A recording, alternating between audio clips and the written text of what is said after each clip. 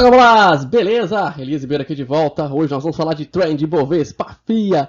É um fundo, como já está no slide aí a observação. Também foi recomendações de vocês. Então, antes de eu mostrar quem colaborou com essa recomendação, eu peço para deixar aí o seu like para poder ajudar a impulsionar esse vídeo. Também no comentário uma sugestão de fundo ou conteúdo para trazer aqui para o canal. É sempre importante a participação de vocês. E também, se não for inscrito no canal, se inscreva. Se inscreva porque me ajuda demais a alcançar mais pessoas e também a melhorar a qualidade do conteúdo, ok? Então, vamos avançar.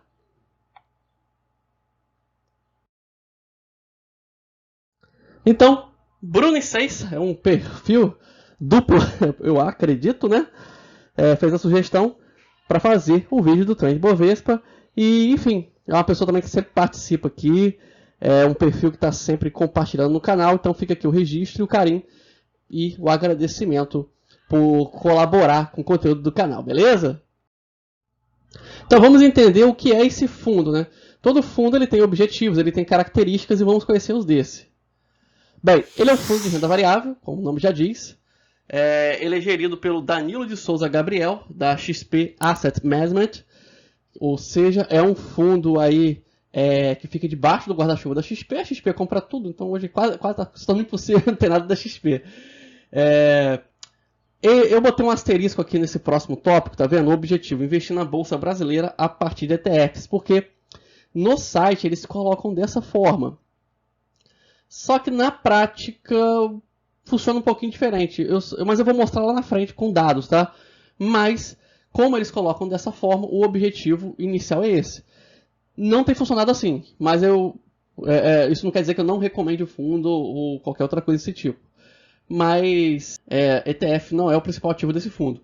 Ele é um fundo indexado, mais ou menos, e tenta replicar o Ibovespa. Isso sim, ele é um fundo que tenta acompanhar o Ibovespa, ou seja, ele é um fundo que aposta na Bolsa Brasileira. Então, veja isso e bate com o teu perfil. Tem gente que fica com o pé atrás com isso, então avalie se está dentro do seu perfil.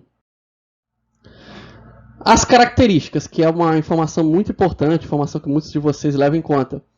O aporte mínimo dele é R$100, ele é um fundo muito acessível, é um fundo de entrada, está seguindo aí uma tendência que eu tenho visto aí, que foi iniciada por bancos digitais, que botam valores bem baixos para poder captar o máximo de pessoas possíveis. Existe críticas a isso? Existe, mas a gente tem que entender também que o Brasil é um país com grandes diferenças econômicas, então muitas vezes você precisa de produtos com entradas mais fáceis, mesmo correndo alguns riscos para poder trazer pessoas. E é uma forma de você também arriscar, conhecer o fundo sem gastar tanto. A movimentação em permanência é R$100, então a maioria das pessoas provavelmente vai conseguir entrar nele. A cotização acontece no mesmo dia, D+0, e o resgate acontece em D+2, ou seja, no dia que você pede tem a cotização, em 2 dias está na sua conta. Ele tem taxa de administração de 1% ao ano e imposto de renda, lei, né?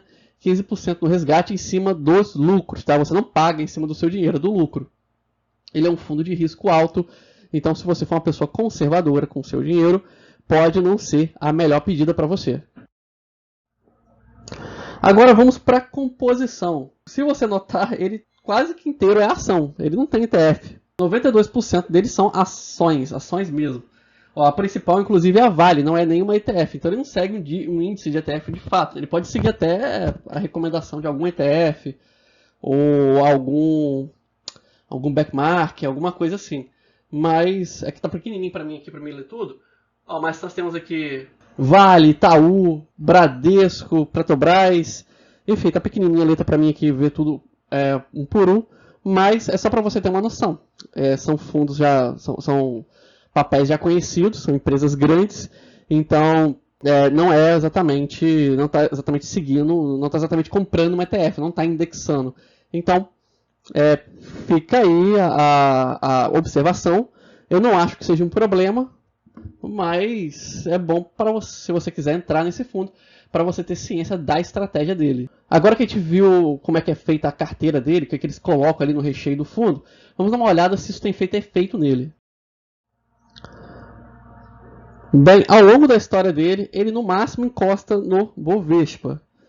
Ele passa o CDI, com certeza. Se você entrou nele quando ele foi fundado, ali pouco antes de 2018, ele ele ficou por muito tempo em cima do CDI, só encostando no Ibovespa. Ele não passa o Ibovespa, dá para ver que ele não consegue passar por algum motivo, mas ele teve uma quedinha aqui, mas esse período aqui foi um período de início de pandemia, então a gente tem que relevar. Na prática, ele conseguiu 31%, dá para ver aqui no canto, tá vendo? E o Bovespa conseguiu 34%. Então, ele não tem conseguido passar o Bovespa, mas também não é um fundo ruim. Ele passa o CDI, tem superado a renda fixa, mas está longe de ser a melhor opção em renda variável. Então, vai depender do seu pensamento a longo prazo. Claro, se você entrar, por exemplo, numa extrema baixa, como foi aqui no período de pandemia, você provavelmente, existe uma chance de você ter passado o Bovespa.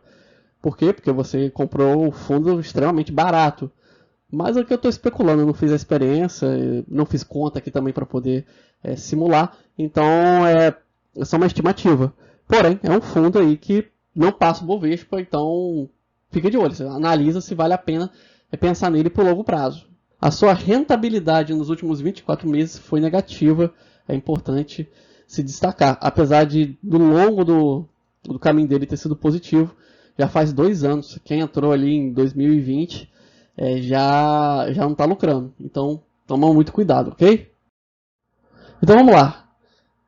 Falamos aqui sobre as características, a parte técnica e tal. Como eu falei, eu não sou analista financeiro, só sou um CPF como você que procura bons investimentos. Então, fica a pergunta. Será que é um fundo bom? É um fundo indicado para mim? Vamos lá. É um fundo de risco alto. Já falei isso antes. Então, não serve para quem é conservador.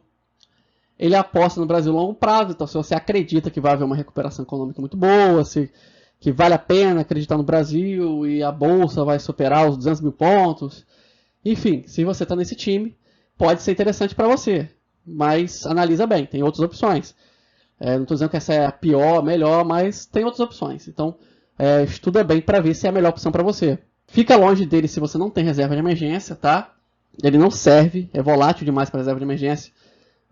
Quem aplicou em 2020 provavelmente não consegue resgatar nesse momento. Eu estou gravando o vídeo sem perdas, então tem esse risco de você não ter o dinheiro para uma emergência e pegar ele com perda. Então, faça primeiro uma reserva de emergência, tenha um dinheiro com liquidez boa, em renda fixa, para você não perder e depois você arrisca nele se for a questão de você entrar nele.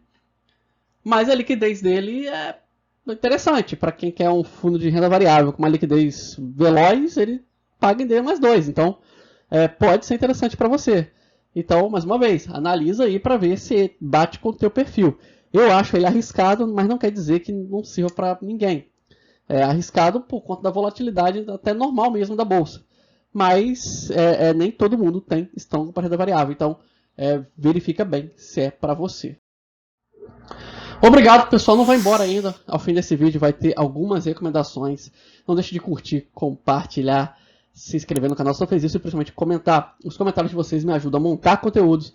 E eu vou ficar aqui aguardando ansiosamente as suas sugestões, suas dicas, até seus feedbacks, para me ajudar a melhorar cada vez mais. Meu nome é Elias Ribeiro, vou ficando por aqui. Um grande abraço.